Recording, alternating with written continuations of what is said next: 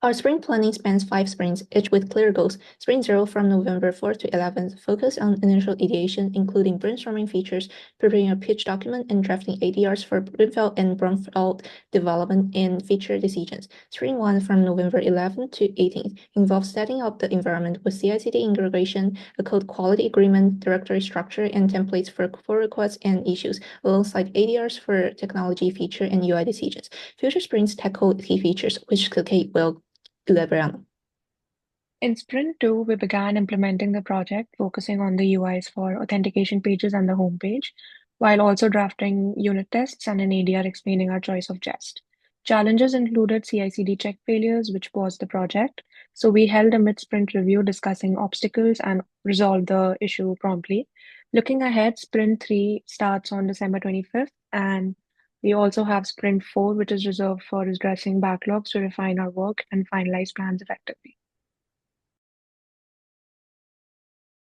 So now we'll be going through the repository of a project. In admins folder, we have CI pipeline folder, which contains information about a CI/CD pipeline. Meetings folder contains a retrospective meeting notes. Code practices file contains the best coding standards to be followed.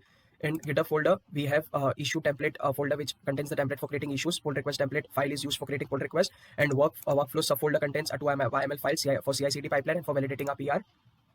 Document folder is used for code documentation purpose. In specs folder, we have ADR folder, which contains all architectural design records. Then we have one folder for brainstorming folder for storing all our sketches. Interface folders all contains all our wireframes. And in page folder, we have our page documentation.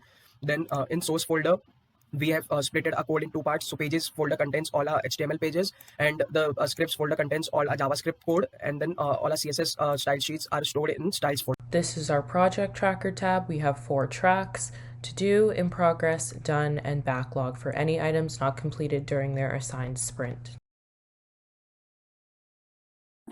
Now we're going to present a CI/CD pipeline for this project, which has 5 jobs. First, linten format to ensure that there is a consistent code structure throughout the project. Second, test to automatically run our end-to-end tests and unit tests.